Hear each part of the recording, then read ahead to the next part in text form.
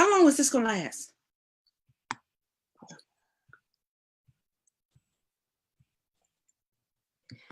Good evening, everyone. Good evening and welcome to another episode of Teen Talk Live. I am your host, Ann Dillard, and this is the show where we transform the minds and lives of teens and those who love them. So share this out. Say hello as you come in. Let us know that you are joining us. And we are going to be talking to you. We have the expert on the show tonight. For the next 45 minutes, we're going to be talking to you about domestic violence. We're going to go, take a closer look at domestic violence in recognition of Domestic Violence Awareness Month. We've been coming to you with a lot of information this month. We've had some amazing guests to join us this month. And while I'm trying to get my sound together here, I'm just making sure everything is working. So as you come in, say hello. Let me know that you're here with us. Hey, Sister Kimball, I'm glad you're here. But tonight, my special guest, I'm happy to have Dr. Brown here with us tonight. And she's going to tell you about herself. I won't start talking about her. Dr. Brown, welcome. I'm so glad you're here with us on Teen Talk Live. Hi, Ann. Thank you. Thank you all. I'm excited to be with you all. Absolutely. I've been watching your work and you're doing great things around domestic violence. And it's just really an honor. I appreciate you taking time out just to come and share some of your expertise with my audience tonight. So thanks for joining us. Thank you. So tell us, what do you do? How do you serve in the world? Well, again, I am so honored and humbled to be able to talk with you. And I consider myself a servant leader. I serve my community. I serve my profession. I serve my clients.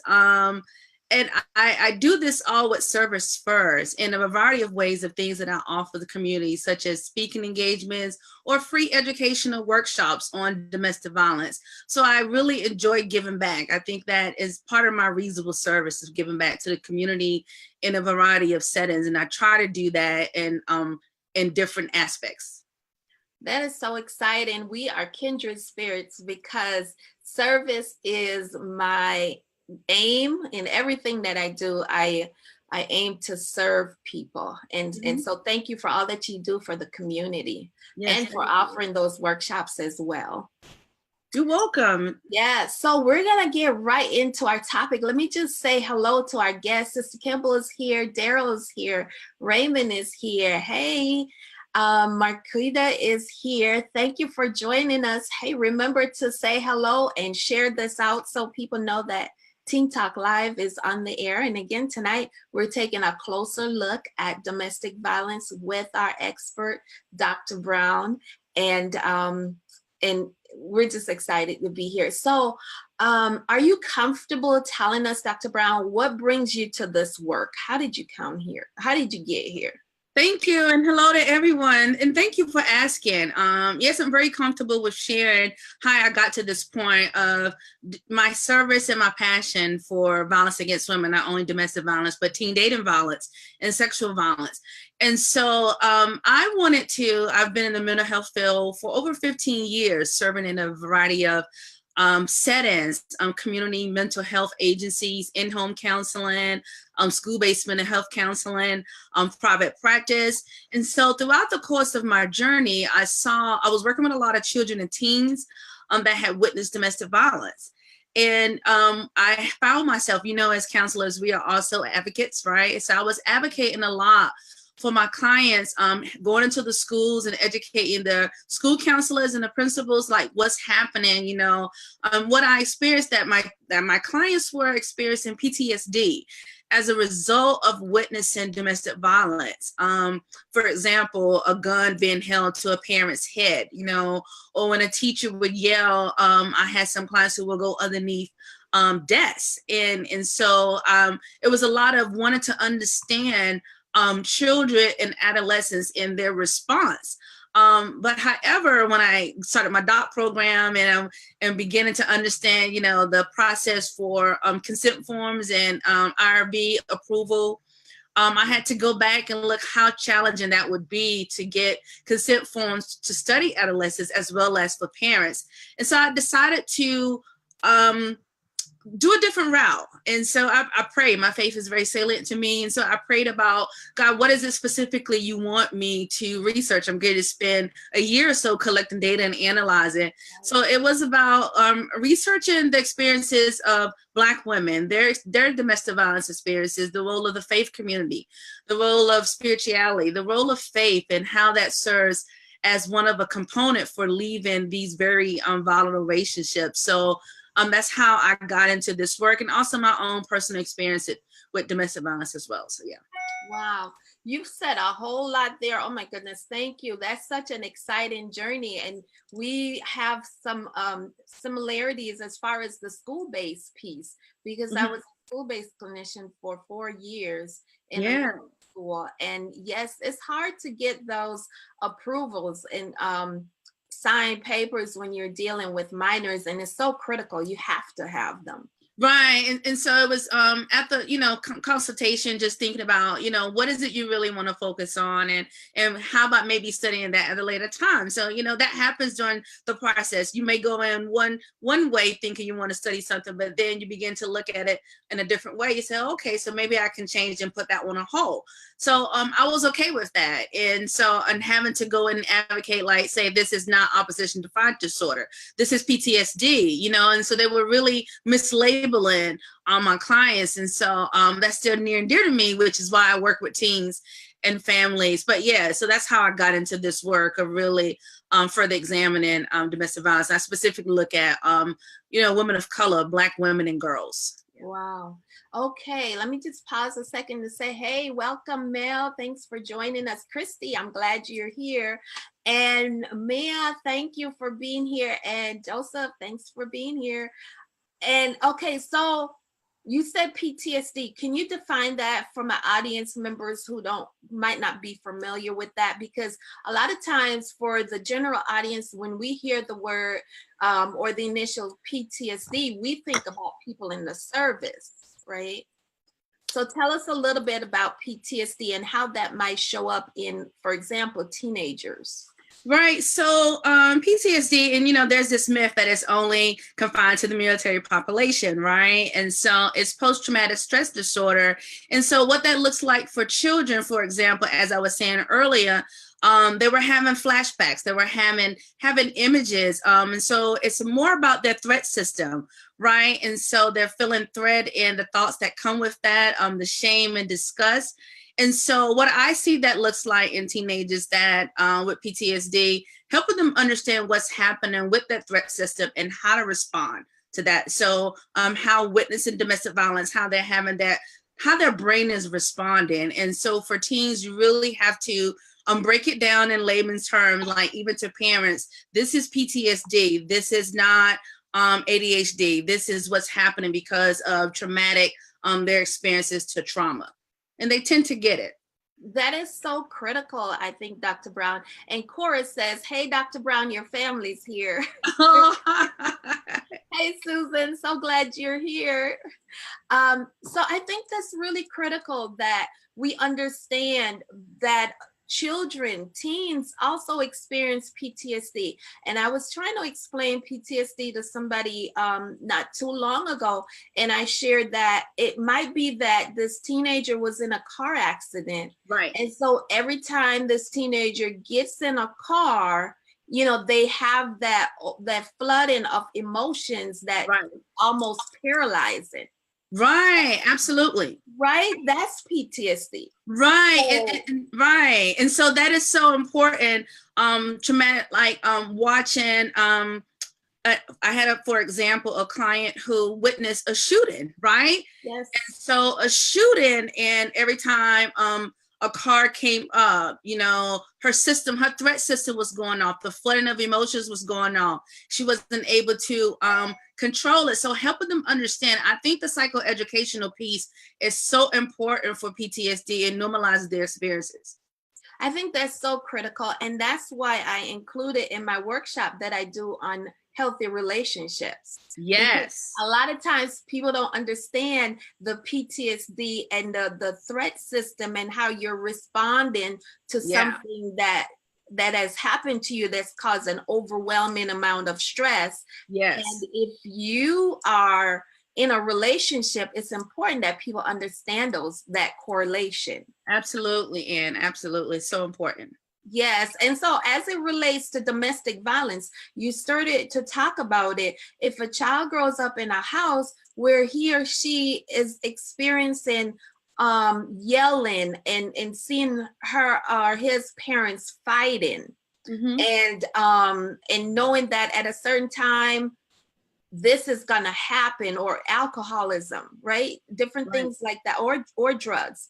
And to see the effects of those behaviors, there are certain things that happens in that child's body, right? Right. Okay, can you tell us, say a little more about that in your experience? So, and so when I work with children, and so I would say start ages 10 and up, maybe 10 and up. So I do, during my initial assessment, I do provide what we call the adverse childhood experience. And I know you're familiar with that, the ACE questionnaire, because I'm looking for what adverse childhood experiences they have witnessed or experienced that could really give me an idea of where they are in regards to how that would impact if they're more susceptible or more at risk for mental health illnesses, right? And so what I do find that they have had growing up in a violent neighborhood, or they have seen someone go to jail, or they have witnessed domestic violence, right? And so these experiences do impact them later on throughout life. And so sometimes, for example, I may see twitching, right? I see twitching, and they can't really understand why. And so that's that response to PTSD, and their fight or flight system is going off and they're feeling threatened. So I do see that a lot. I see nightmares. Sometimes I see bedwetting. Yeah. That is so key. Hey, Javante, you haven't been on in a while. Good to see you, man. Hey, Jackie, thanks for being here. So, Dr. Brown, that is so key that you said that, because I remember that there was a tornado in North Minneapolis some years ago, right? And I was working in the schools, and it was like every time the bells would go off, different children would have different reactions. Absolutely. Right. And people just thought they were just being bad in the hallways or different things like that. But I was just getting into the clinical field, so I didn't fully understand that some of the things that they were showing signs of reaction to PTSD. Right. Right, absolutely, and that's what led me. That was sparked for me. I wanted to understand why some kids, there are some children, and we know they're very resilient, right? And so how some children are able to, and there are other factors that happen to impact why they're able to kind of navigate that and push through. But there are some that aren't, and so I was trying to understand what else was going on with the environment, why they would respond in different ways, and that led me to really study adolescent development and understanding that is the hardest developmental period, and having to also explain that to parents is really important when it comes to understanding dating violence. That is so true. So wow, this is good stuff. And if the audience have any questions, hey Lisa, thanks for joining us. Drop it in the comment, because we have an expert here with us. Dr. Brown has done amazing work around domestic violence, and it is so important that we tap into this knowledge, and so that we can better serve our kids and our families. So Pastor Brewington said, I discovered that some children show aggression as a sign of PTSD. Right. Absolutely. That happens sometimes. And he's right on, because when your system goes off, it's like what am I going to do? And the best way they know how to respond is through anger or aggression. Right. Miss Cora Brown said, Dr. Brown, what does your shirt mean? What does your t-shirt mean? She said. So Free Not Broken is a campaign that I started for domestic violence awareness and to bring awareness about domestic violence, but also help reduce the stigma that's associated with domestic violence, and wanting people to know that Free Not Broken is this message that, you know, people always think they're in domestic violence situation, or they are a victim or a survivor, that they're damaged goods. No, that's not true. And so this is a message that Free Not Broken. And so I do have these shirts available on my website, and the proceeds would be donated to part of a shelter. Excellent. And when we're done, if you can drop that link in the comment section so people can get to check out your website and buy some products, that would be awesome. Okay. So we were getting ready to talk a little bit about teen dating violence. What is the biggest misconception about teen dating violence? So I think the biggest misconception about just teen dating violence or domestic violence in general, that is a private matter, that it's an anger management issue, or it's a communication skill problem. And those are huge misconceptions about teen dating violence and about domestic violence. It's not about somebody having impulse control. It isn't about anger management. It's more about power and control. Wow. That is so critical because and I know one of the misconceptions is that the male in the relationship is always the perpetrator of the violence, right, which we know and we've seen it that it's not always the case. Mm-hmm. But it's when we talk about violence, I just want to step back a little bit. What causes people to be violent and abusive? What do you think? Where do you think that comes from? Because we say, I love you, and but then I'm hitting you because I love you, or I'm talking down to you. I'm stalking you because I love you. And so I think for our audience, to help educate our audience a little bit, what do you think? Where do you think that comes from? So this is a great question because of the many misconceptions that are associated with domestic violence. It's important to understand that it comes from this desire, this feeling of entitlement, this feeling that that perpetrators, and for the sake of this conversation, this Facebook Live, I'm going to use the word perpetrators, right, or abusers, that they feel they are entitled. They feel that they are entitled to have their feelings are valued more than another partner's. They desire to gain and manipulate power over another intimate partner. They feel that they're superior, and they really believe that they're okay. They feel like they're in control. They feel like they're the priority, and really understand that that personality of a perpetrator. It's really that they feel entitled, that I am in control, and they will use these tactics, to dismantle equality. So, and that's when various forms of abuse come in, physical abuse or financial abuse. They're using these tactics to maintain power and control, or whatever they can do to maintain power and control over that partner. Wow. And I always thought that a person who's abusive, a perpetrator, I always thought that a lot of that is grounded in low self-esteem. Mm-hmm. Again, which you can trace back with the adverse childhood experiences that a lot of times we say people who have violence have been perpetuated to them, they also become the perpetuators of violence. Right. And so that's another misconception too, right? That associate why perpetrators abuse, that they have low self-esteem. But no, it's more about this sense of entitlement that, yes, I am entitled to assert my power over this person. This is what I believe. I have the right to maintain control over somebody, and I would do whatever I can to keep that power and control. Yeah. And why do they need that power and control over somebody? What is that doing to them though? You know, it's like, well, you know, I don't really study abusers, but what I do know is that, you know, they value power and control. It does, you know, kind of boosts who they are. yes.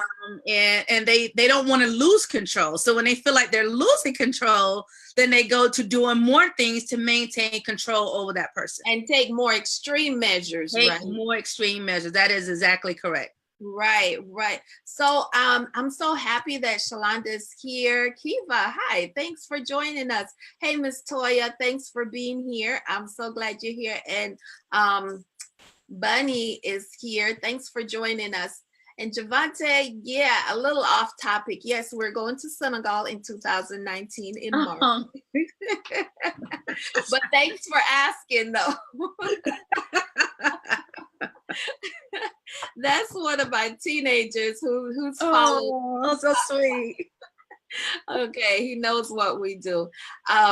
So I think this is really, really good information because if people can understand some of the technical piece behind it, I think it helps, because a lot of times people who are in an abusive situation think that if I could only do this better, or if I could only do that, then I will lessen it, or I'll eliminate the need for that person to abuse me. Right. And that's part of the tactic, right?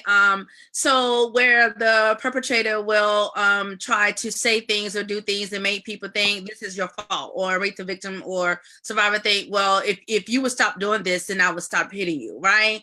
And then they begin to believe that, you know, I'm somehow contributing to their behavior, but no, you're not. They're going to do that. That's what they want. They're going to do that. They don't want to lose control. Exactly. And I think this is so important, and why we're talking about, because you work with teens, and for anybody else who has a teenager, it is important that when we're working with our teens, helping them to understand teen dating violence and power and control and some of the tactics that our teenagers are experiencing, that what I do hear a lot of parents and say, and it starts very early in age. If we're telling people, oh, they hit me because they like you, we have to stop with that, right? We have to change. That is not a sign of somebody like you, or if they're teasing you, or if they just like you. No. We have to teach them at very early ages what that kind of behavior looks like and what it doesn't, right? Yes. And I think we also have to teach them how to talk to each other. Absolutely. Sometimes we excuse it as that's just, you know, today's kids, that's just how teens do it. But I think we have a responsibility as teen workers to teach them what respect looks like in conversation as well. Right, absolutely. And Miss Toya says, so do abusers learn abuse from seeing it, or do people who get abused learn to be submissive earlier on so they accept the abuse? Oh, that sounds like two questions there. Yeah. Do abusers learn abuse from seeing it?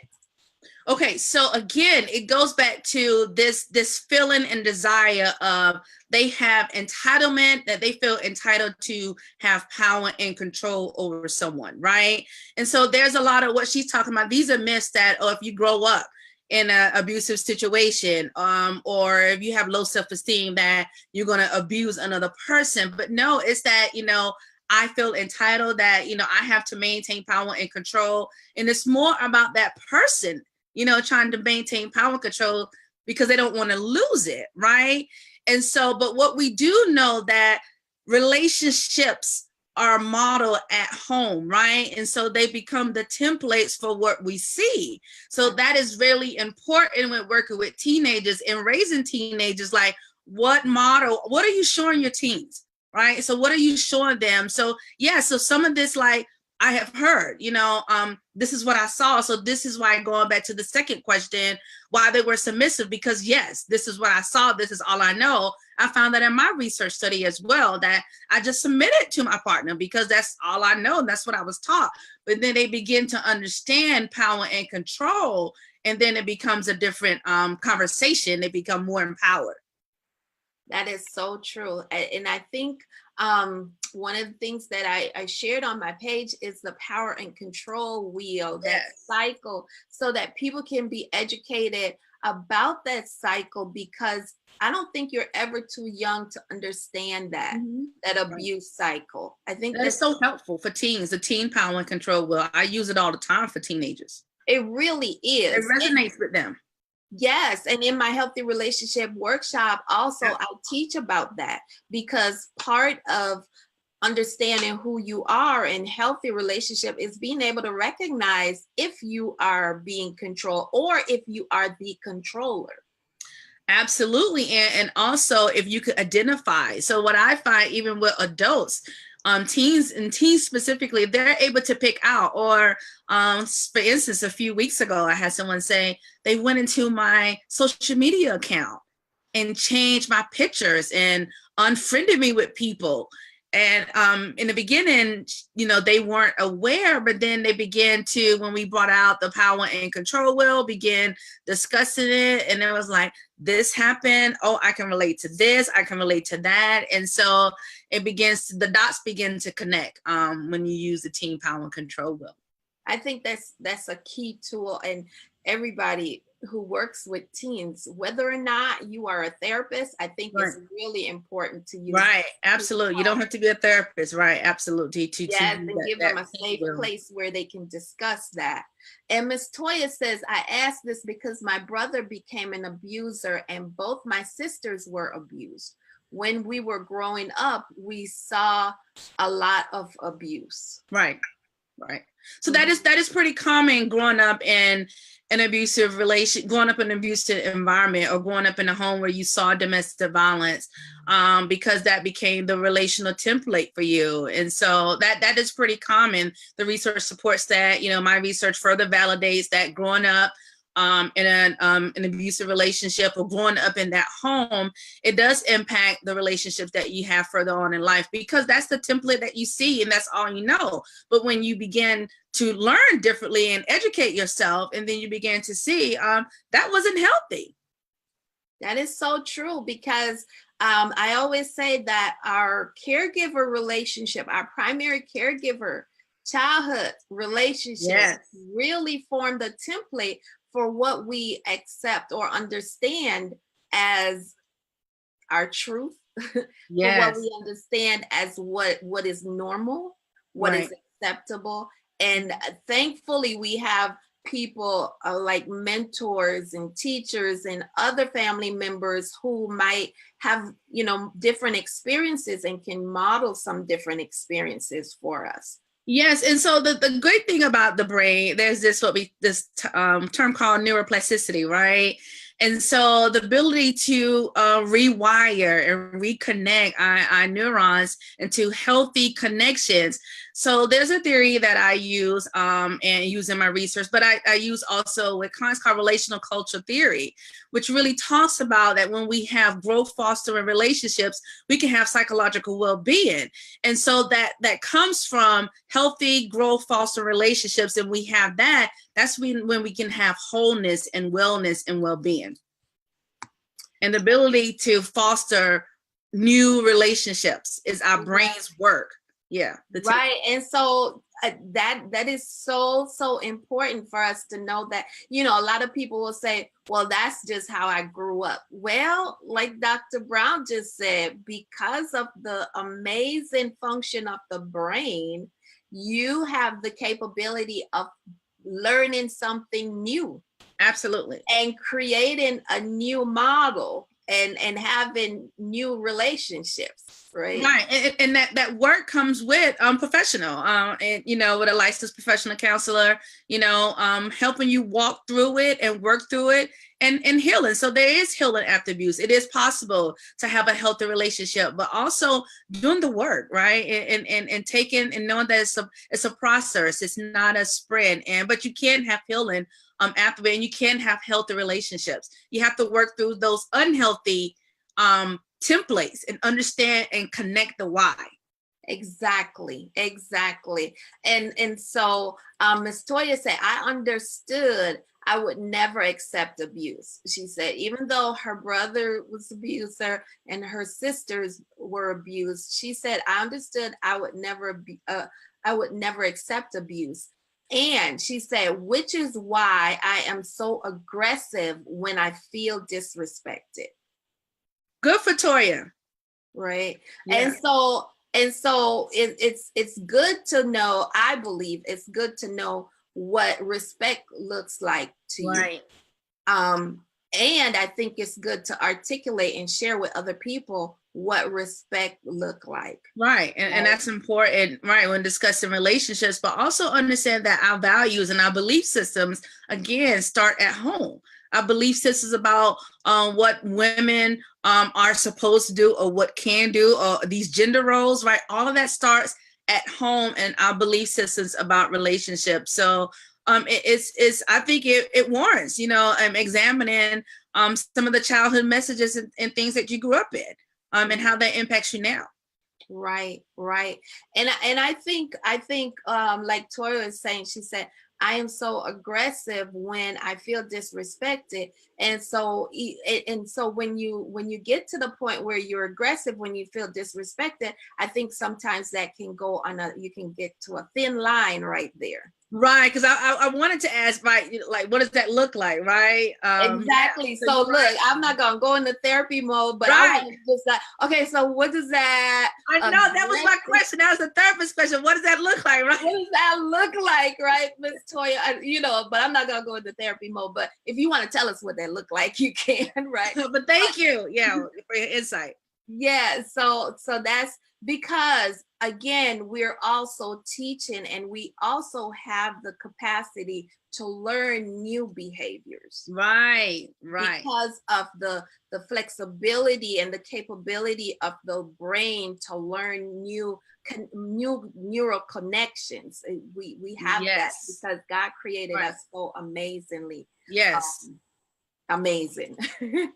And so Christy says, how do you help someone get out of an abusive relationship if they are afraid of leaving? Oh my goodness, that's such a good question.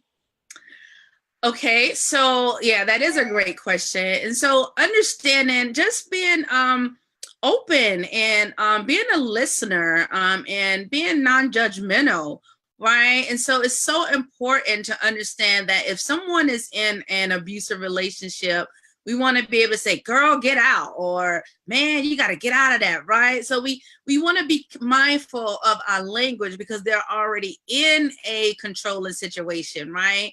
So we don't want to try to tell them what to do, but we want to empower them. And so we can say, I am concerned about your well-being.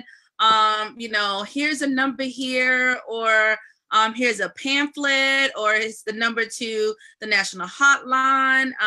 Just tell them that you value them, that they are important, and eventually they will come around. They may not come around eventually. They may not come around immediately, but planting the seed and letting them know that you are concerned about their safety. You're concerned about their well-being, and providing them with some tools and some resources. That's a great start. Yes, I think that's really, really key because a lot of times we, being on the outside, you can see it. Right. And you're holding that space for that person and you just know all that they could do. But the reality is they have to come to that realization themselves. And what I've realized, and you can correct me if I'm wrong, Dr. Brown, what I've realized is that sometimes we can put that person in more danger if we operate based on how we operate without expertise.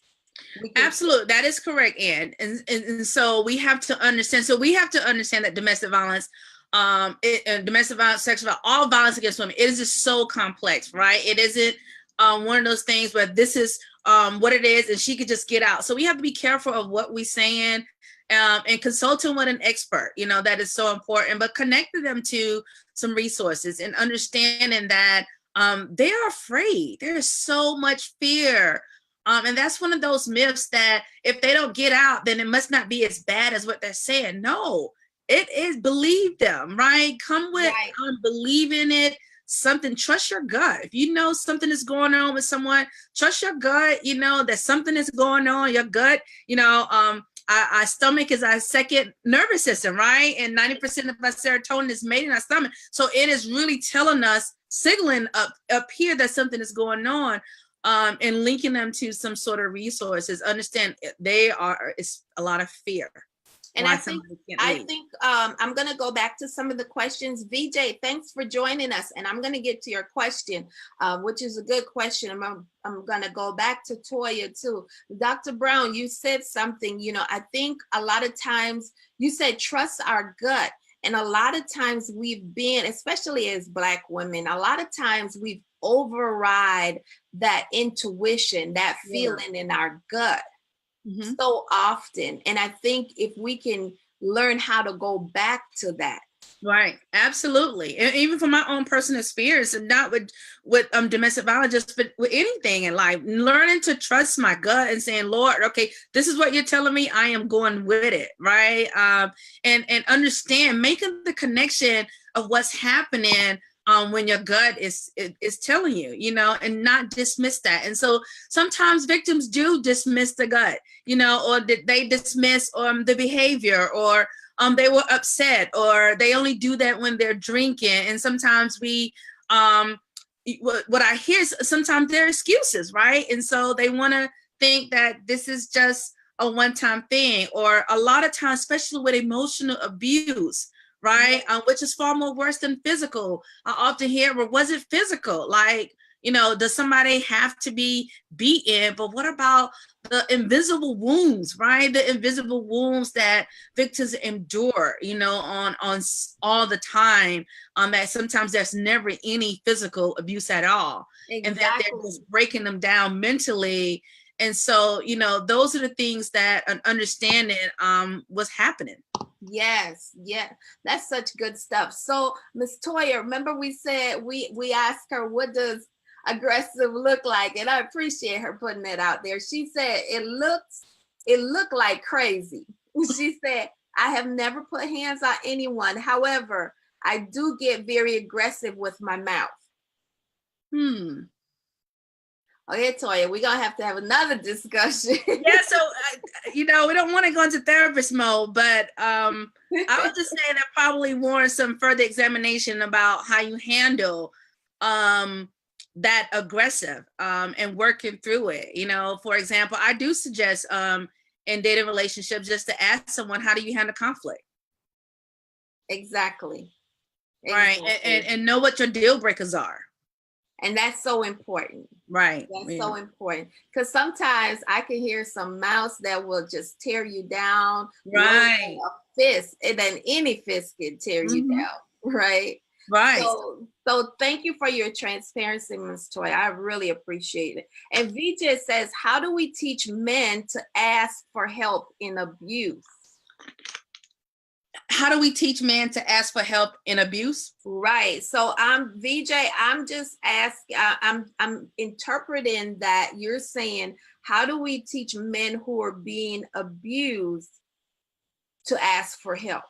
Well, I was hoping that we would talk about this because I did not want to leave out men in this conversation. Part of what I do in educating the community on whatever platform that I have to talk about promoting healthy manhood, right? And so we have to start very early on helping and telling boys it is okay to express their emotions. So a lot of times men grow up that I can't express myself, but I know to maintain control over someone. So letting them know it's okay to express yourself. Mothers have that job when they're raising young boys, right? When they're raising boys, we can't talk about dating violence without talking about the role of boys. Exactly. So if you're recognizing that, it's okay to point out, you gently confront them. I teach a skill in my crisis class and confrontation, but I call it carefrontation. We carefully confront, we do air. I love that. Right? But yeah, I do. They love that, right? Let's hashtag that. Hashtag carefrontation. Yes, we have to gently approach the discrepancy. Yes. So you carefully approach your brother about what's happening and what you're seeing, and let them know, there's another way to handle this. And then linking them. Let's not forget, linking them to a certified batterers intervention program, not anger management. That's right. That's right. That's good stuff. That's good stuff. And Dr. Rael, the relationship scientist, is on. And I knew he would have gotten a kick out of when you said serotonin. That's right up his alley. So thanks for joining us, Rael. And Toya said, I love this dialect. She said, we got to talk, ladies. Yes. And she said, I salute you. You're helping me with this conversation. And Dr. Dana has joined us, and Dr. Jim Nelson has joined us. I'm so glad that you all are on with this conversation with Dr. Brown. Tonight, we're talking about, just taking a closer look at domestic violence. And so, and my brother Bunny is watching us from Jamaica. So, hey, hi, Bunny. How you doing? So yes, I'm so excited that we're having this, because I think it's helping people. Yes, yes. I think a lot of times we just grow up and do what we've seen, right, what has been modeled for us, yes. And knowing, first of all, that you have the ability to make different choices. You have the ability to learn something new. Right. That's the first thing. That's the first step. Absolutely. Absolutely. So is teen dating violence different than adult dating or adult violence?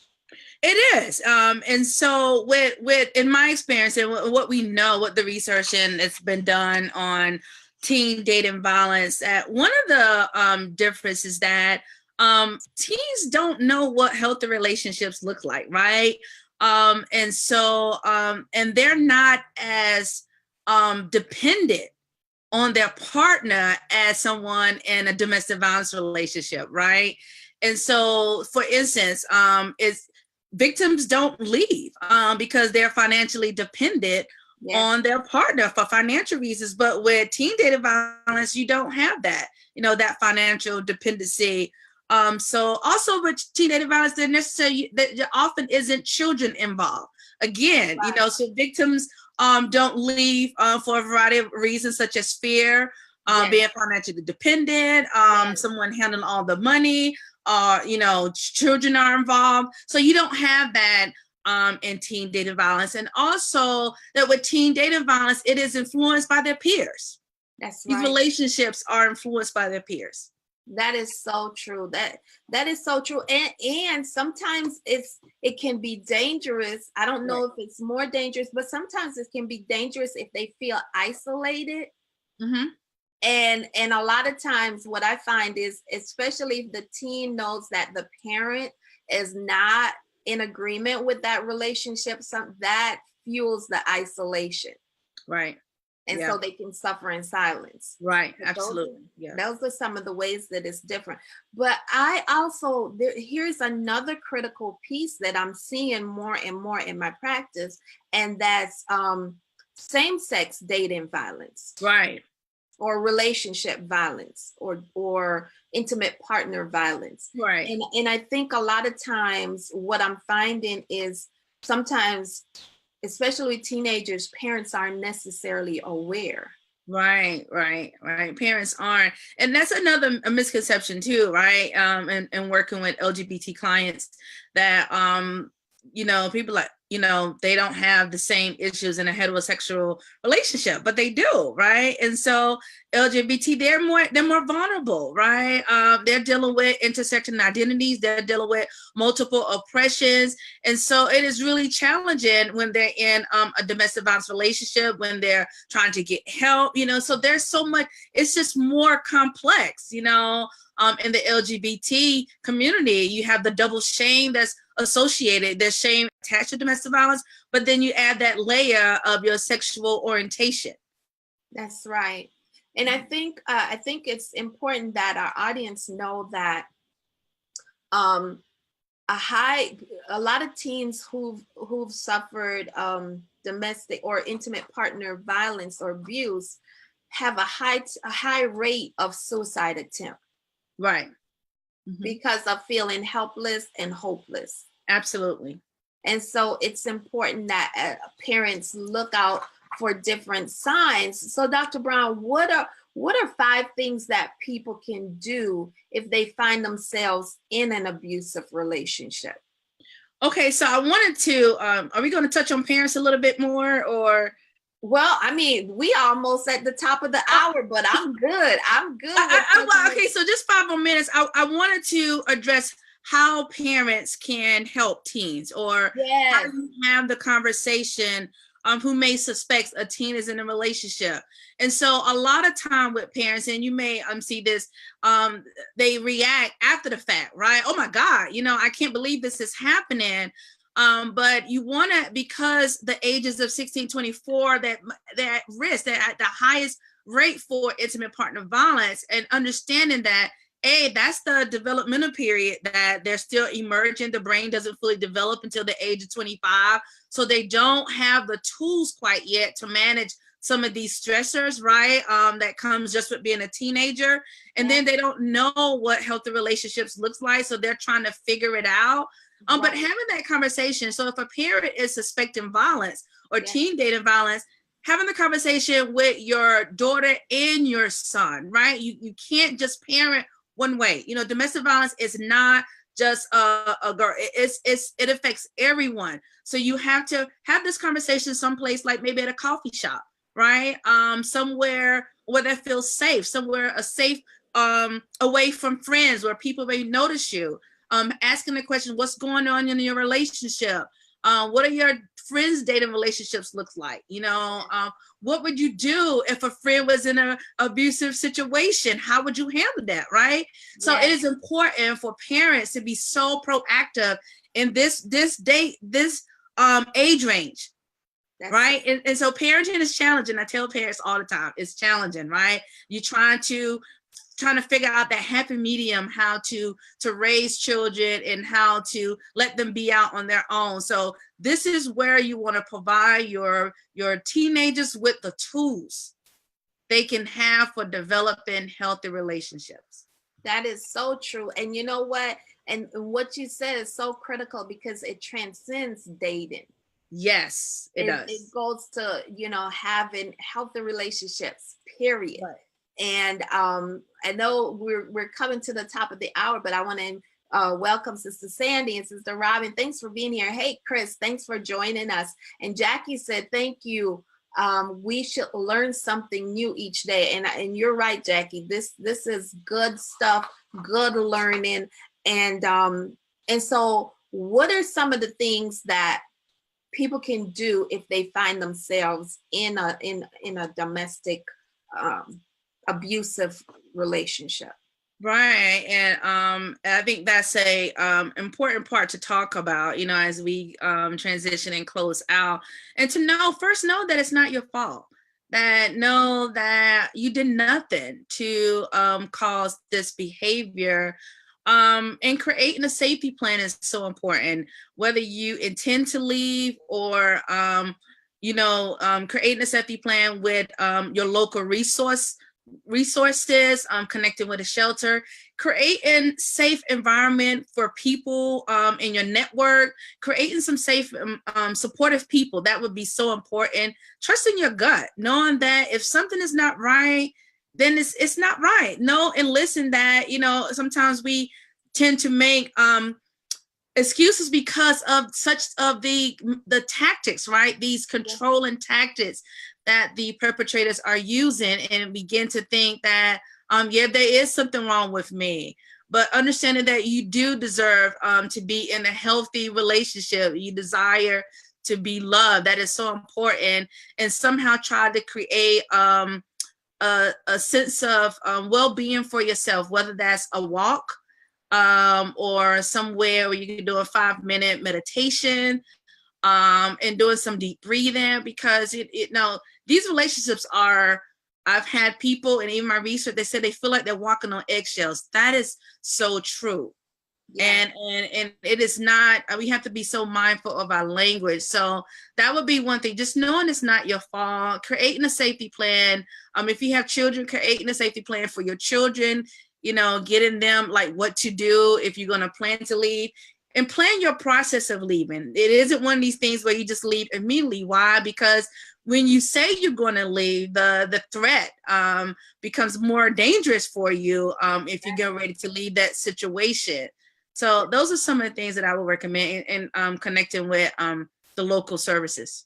And I think part of understanding what could be included in a safety plan is something like have a safe word, have a word that you use to say that I'm in trouble. Right. Right. And make sure the close people in your network know that if you use this word, then that means, I need you to get help. Right. Absolutely. Right. That is so key. And Dr. Brown, is there a particular safety plan that you use or that you recommend, or that we can drop as a resource, a link as a resource in this? In comments, do you have a particular one? I don't have a particular one that I use. It just depends on the situation, right? Because, sometimes everyone doesn't have children. It just depends on the situation. So I sort of craft it with the victim, it's sort of collaborative working document. I would say we go over some basic things such as driver's license, having at least $50, things you're gathering your documents. And again, so it depends on where everybody is. I've had experiences where victims are saying, I'm not ready to leave right now. And that's okay. Right. And understanding that is okay if someone is not ready to leave right now. This is about empowering them and giving them the tools. And so we gradually create this document and work until they're ready to leave, but have it in place. I think that's because it isn't a one size, fit all. For everybody's situation is different. It is really different when you have children. It really gather birth certificates and things of that nature when children are involved. All your official documents. Yes. You have Monica says, I like the tip to plan your exit safely. And that is so true. We have to be mindful and intentional. About and be mindful who you tell. And yes, you got to be mindful of who you tell. You got to be mindful of who you tell, because a whole lot of things can happen as a result. Absolutely. Of how they advise you and who else they tell. Right. Also. Absolutely. Safety is always paramount. Yes. I think if the key is, if you find yourself in an abusive relationship, tell somebody, get some professional help. Right. Nobody's saying you got to leave right away. Right. But get some professional help so that you can gain the support, put a safety plan in place, and a strategy of how you are going to take care of yourself. Absolutely. In that strategic and intentional about it. And knowing that you're not alone, and that supportive network is so important. And know that you do value and trust your gut. If you're ready to get out, or this something is wrong, you can't continue to live, and then gradually begin making that strategic plan. Yes. One thing we didn't touch on, and it's 9:00, so we're closing, you all. One thing we didn't touch on is domestic abuse and the intersectionality of the church. Oh, that's a separate conversation. See, that could have taken up the whole hour, but I think it's an important conversation that we should have. Yeah. Yeah, that's part of my work. You know, I do training for the faith community because faith is such a salient, important part of people and serves as a positive and healthy coping strategy. So it really warrants the faith community to have the conversation about domestic violence, right? And how do we create a safe sanctuary, a place of healing and hope? And because there are so many people in the pews who are suffering in silence, and they are looking at the church for assistance. And that's the first place they go. They do not come, and specifically African-American community, they are not coming to a licensed clinician such as myself or Ann. They're going to faith leaders. So it's so important for faith leaders to understand the dynamic role that they have. Right. And it's important to speak out because the silence really perpetuates domestic violence. Absolutely. And do it in a way that's not shaming. Right. That is so look, that's a different conversation. Yes, that's a separate one. I have to do a webinar for that one. Yes. So, you know, Dr. Brown, this has been so the time has gone by so fast because it's such good information and we can't talk about this enough. Right, that is true. I know that you've had a busy schedule all month because this is the vein that you operate in, but I just so appreciate you taking the time out to come on the Teen Talk Live to help transform the minds and lives of the people who watch me weekly. And this is so critical. So in just the last few seconds, would you give a closing remark to our people, our audience? Again, thank you, Ann, for having me. You know that domestic violence is when it's celebrated in August, but for me, it's 365 days a week. It is every day. I've been grateful to have been afforded the opportunity to be able to use my platform to educate and inspire and the community and people all over the world. And so just know that we have to continue this fight. It is, we have to take care of ourselves. So if you're doing this work, take care of your self-care is so important. Finding ways to assist and volunteer, educating yourself. It is so important that we do more work with domestic violence around men, right? And around little boys, and so I wasn't able to talk more about systems of oppression and how that is related to this culture of violence against women, right? And so understanding this is a systemic issue with domestic violence, and understanding that we are charging every day to break down these barriers and try to leave people with inspiration and hope to keep doing the work we do. And there's healing after domestic violence. So be encouraged. Yes. Thank you so much. And again, thank you all for joining Teen Talk Live on this episode.